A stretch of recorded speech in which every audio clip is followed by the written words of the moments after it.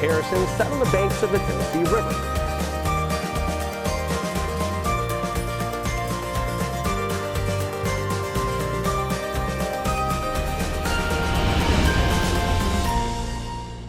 Welcome to this 30-minute edition of 3 in Your Town, where we celebrate the people, places, and things that make this area so unique and so wonderful. Standing on the side of Lookout Mountain, Rock City in the background here. And of course, Lookout Mountain is historic for so many reasons, of course, from the Civil War before and after that. But one thing you might not know historically about Lookout Mountain and Rock City, it is actually the birthplace of miniature golf.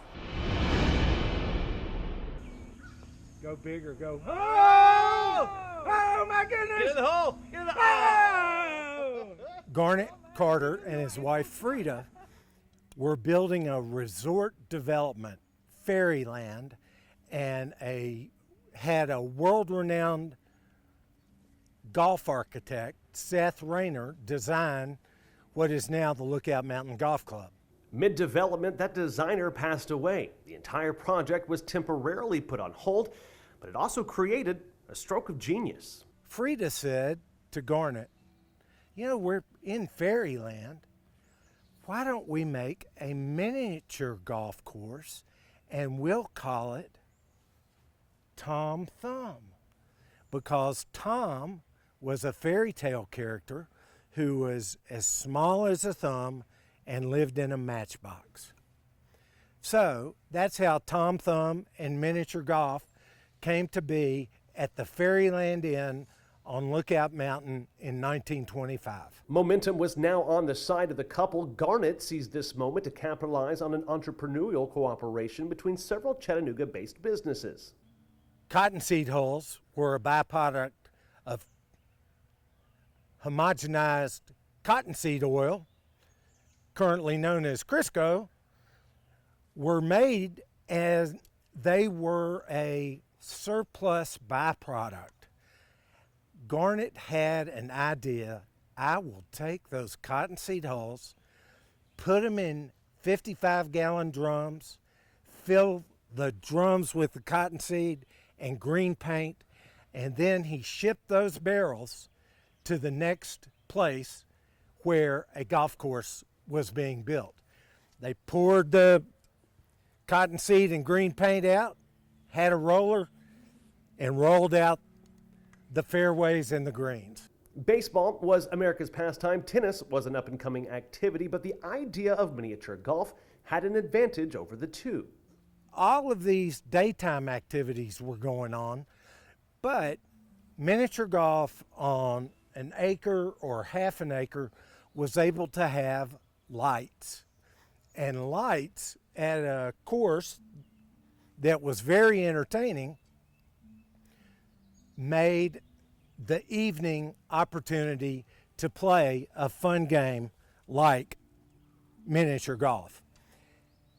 It was so much fun that there were movie theaters who put in their contracts that their stars could not be seen playing miniature golf because it was an evening event and it competed with the movie theaters. A stroll through the Rock City Gardens today pays homage and highlights the Scenic City original. Just one of the many exciting things you can do at Rock City. Of course, you can always go there and see 7 states, because that's not something you can really do in a lot of other places. Now, just about 25 minutes past Rock City on the backside of Lookout Mountain, further down into Georgia, there's a place called Lookout Lavender Farm. And if the name doesn't give it away, it's a place where you can go farm lavender. Yeah, you yourself can do there. They have a you-pick option. It lasts for about 2 weeks each year. It's happening right now. Here's how you can get involved. Welcome to Lookout Lavender Farm. We're located in Rising Fawn in the New Salem area. Located fewer than 5 miles from the rugged beauty of Cloudland Canyon State Park, Lookout Lavender Farm showcases a different type of beauty, one of serenity. We have 1,000 plants. It's on a little more than an acre, and we're open for a couple weeks for the public to come and pick the lavender. The you-pick option isn't offered by bigger lavender farms, but here the size of the land accommodates that option nicely. They package, they sell the oil, they may sell other products that come from the lavender like we do, but they don't invite people to the farm. So the smaller farms like ours do that, and we thought that was a fantastic idea and a fantastic way, quite honestly, for an outsider couple like us to become a part of a local community like New Salem up here on Lookout Mountain. And we've met just wonderful. That's the best part. It's the people are wonderful that we've met. They're so interesting, and we've really enjoyed that. But these plants are phenomenal. I'm not just saying they're phenomenal, that's their variety is called phenomenal, and these are grown for scent, and this is what you'll be picking. What our customers will do is they'll come in, we'll give them some scissors, and they go down to the base of the stem and cut. You know how scissors, you put your thumb in the thumb hole, so whatever you fit into the thumb hole with the base of the stem, that constitutes a bundle, and it's $7 a bundle. For around 2 weeks in June, you can pick and photograph in the fields, make a stop in the Lav Shack, anything to simply unplug. You know, and with everything going on in the world, it's nice to have a place to escape, and I feel like that provides it, that people come and they seem to exhale here. They seem just to totally relax. I mean, it helps that lavender's a relaxant, so, and it's pretty and it smells good, and so they come out here and they're like, ah. And it's nice. It's very nice for them. Just a couple of really great people doing a great thing, inviting you out to their farm to have a wonderful time and create memories. All right, after the break, we are headed to a unique overnight accommodation here on Lookout Mountain. They're converted saunas. Yeah, you can sleep in them.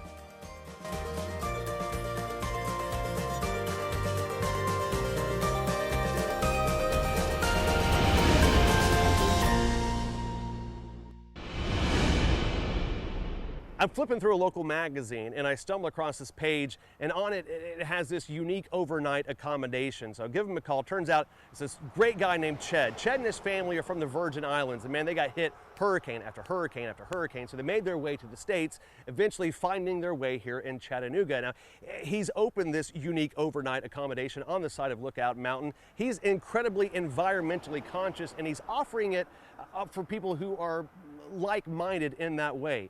Check out his creation called Canopy Zort. It started out as just kind of a dream that my wife and myself and my son had. We want to be outdoors, we want to go hiking, we want to go biking, we want to enjoy everything that the outdoors has to offer. But when it's time to go to sleep, getting the best of the outdoors while still having the comforts of home. Canopy Zort is a unique overnight offering on the side of Lookout Mountain. Surely it's not uncommon to see wooden structures in the forest like a cabin, but perhaps you've never really seen one with this architectural design. They were originally a sauna, a barrel sauna, and you would heat the lava rocks. People would go in there and sweat themselves out, mainly in Europe, but it's kind of made its way over to the United States. And I always looked at them and said, why are people sleeping in those? Why can't you do things with these barrels where people could live in them?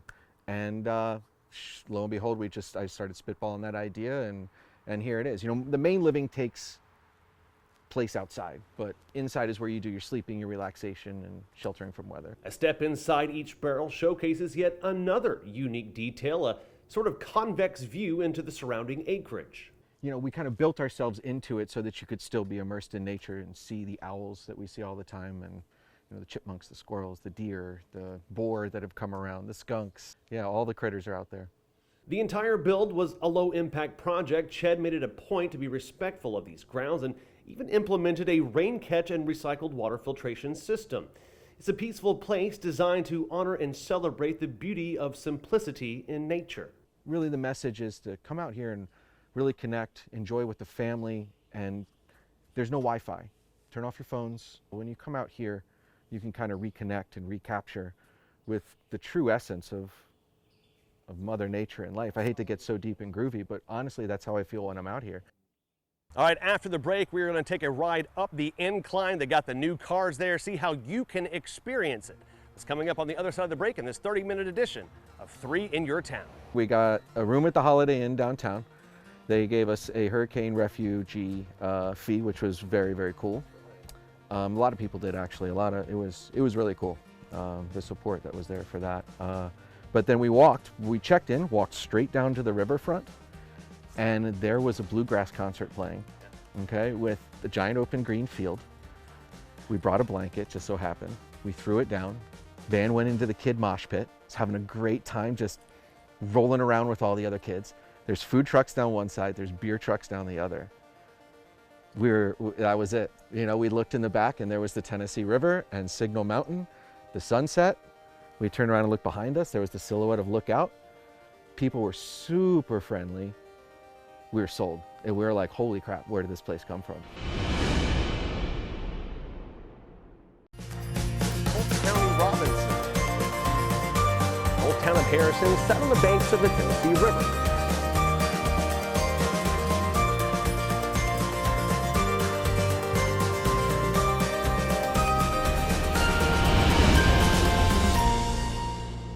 Welcome back to this 30-minute edition of 3 in Your Town, where we celebrate the people, places, and things that make this area so unique and so wonderful. Hey, one of the other staples, other than Rock City here on Lookout Mountain, is the Incline. They've been doing it for such a long time, and they recently renovated their cars. Now, back in the fall, we took a trip up. Of course, any time of year is a beautiful experience, but in the fall, good gracious almighty. Check this out. For 125 years, the Lookout Mountain Incline Railway has been taking passengers up and down America's most amazing mile. How many trips, you ask? 4 million passenger trips. Up. 4,000,001 passenger trips. I believe it's a number of things that people enjoy about riding the incline. I believe it's the history part of it because it's been here for so long. I believe it's the view because, I mean, this is the highest point on top of Lookout Mountain. We're 2,140 feet above sea level up here. Opened on November 16th, 1895, the Incline number 2 was constructed by John Crass and the Lookout Mountain Incline Railway Company. Using pickaxes and dynamite, the track was built on a 72.7% grade. The cars originally operated on coal-burning steam engines, which were upgraded in 1911 after a fire in the engine room. The Incline cars used to carry coal up here to the top of the mountain, and they used to shovel coal up here to actually power the incline. Now, 2 120 horsepower Westinghouse motors control the lift. Other than that, it's really still a traditional operation. Each arrival and departure up and down the mountain is a true team effort. The operator in the wheelhouse, he controls the movement of the cars. We have conductors on the car, so that way if the cars need to be stopped or whatever, the conductors can radio up to him and let him know that he needs to stop the car. The cars, however, have evolved over time. The latest installment was introduced in the spring of 2020. People always say from the top of the incline you get a panoramic view. We wanted to make sure that we tried to capture that panoramic view with the build of the new cars. The new cars have bigger windows on the top in the roof line. Also on the sides we have bigger windows, so that way you can catch the view of the Chattanooga Valley. These new cars, built on an 18-degree angle, are now ADA compliant as well, welcoming all visitors from near and far to experience one of this region's most historic and beautiful attractions. An absolutely wonderful asset, not just for Chattanooga, but the entire surrounding area. And of course, one of its departure points is St. Elmo. So that got us thinking, what is a St. Elmo? Other than a really rad 1980s movie and soundtrack? Well, here's the answer. With all the conversation about St. Elmo's redevelopment here on the south side, the question actually came up, who or what is a St. Elmo that this area was named after? In this specific instance, it is not the St. Elmo, the patron saint of sailors and abdominal pain, nor is it named after St. Elmo's fire, which a luminous plasma is created during a weather phenomenon. In this specific instance, it actually derives from a novel that was written in the 1800s. The novel St. Elmo was written by Augusta Evans Wilson. Miss Wilson spent several summers in the Valley area before the Civil War and thought the area actually looked similar to that of St. Elmo Castle in Naples, Italy. The reputation of the area here, though, in antebellum days was anything but savory, saloons being most prominent. It was a rendezvous for gamblers, chicken fighting, and shooting matches. In 1878, though, the area began to change the yellow fever outbreak created a desire for those who could afford it to flee the downtown area. And since access to Lookout Mountain prior to the completion of Ox Highway proved to be difficult, many stayed in the valley below. St. Elmo, as it is now known, began in 1879, when Colonel A.M. Johnson began subdividing and developing the land. Originally for his family, in 1885 he expanded and renamed the area from Kirkland to St. Elmo after Augusta Wilson's book.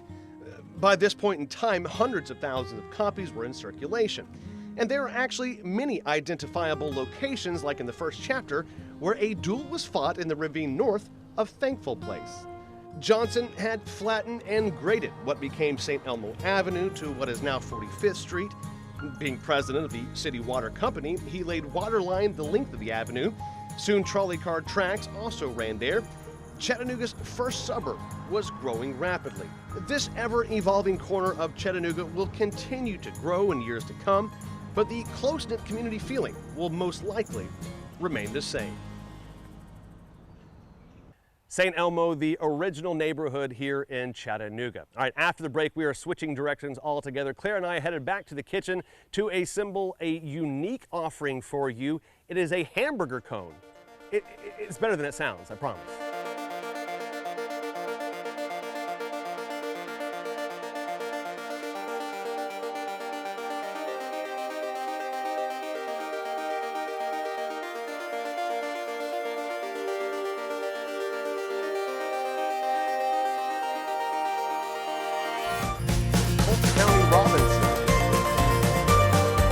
Harrison sat on the banks of the Tennessee River.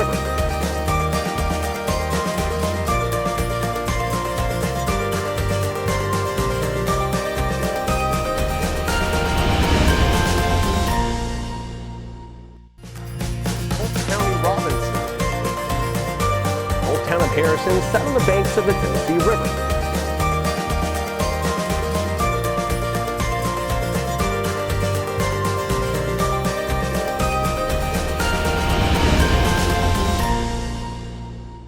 Back to the kitchen for Claire and I as we assemble a hamburger cone. Welcome back to the kitchen, everybody, and oh, we have an adventurous recipe today. Myself and Claire. Say hi, Claire. Hi, Claire. Oh, we're going to make a hamburger cone. It's a burger cone. It's It's as good as it sounds. Claire didn't come up with this one, but it's cool. It's an interchangeable one. We're gonna make burgers. You can also make tacos. You could also make Pizza. Exactly. So just kind of whatever floats your boat. We're gonna skip over a lot of the stuff you probably know and get to the stuff where we could probably fail because it's good TV. The oven is preheating at 375 degrees. What we're going to do is we're going to take waffle cones that already exist, but you don't want a waffle cone burger. Maybe. No, yeah, so we're going to take the waffle cone, we're going to wrap it in aluminum foil, spray it with Tam, and then Claire's going to roll out the crescent roll sheet, and then we're going to roll up a cone. Yep. As always, thank you for your contribution. Couldn't do it without you. Roll this back, like so. And then, hopefully, that works. Okay, check it out, Claire. This is what it looks like. We're gonna put these in the oven, 375 degrees for about 10 minutes. You gotta give yourself, of course, plenty of room so they can cook. Ready to clear it? Yes, ma'am. Cool.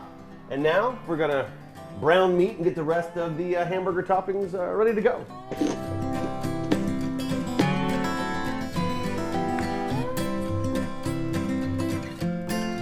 All right, Claire, you wanna see if it works? Yeah. All right, here we go. Whoa. Whoa! That's actually really very cool. Look at that. That is very cool. Oh. I'm getting a Halloween vibe. Yeah, it's like the sorting hat from Harry Potter.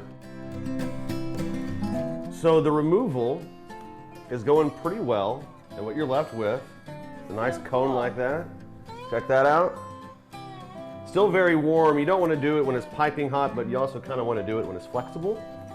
And then let's start stuffing it, baby.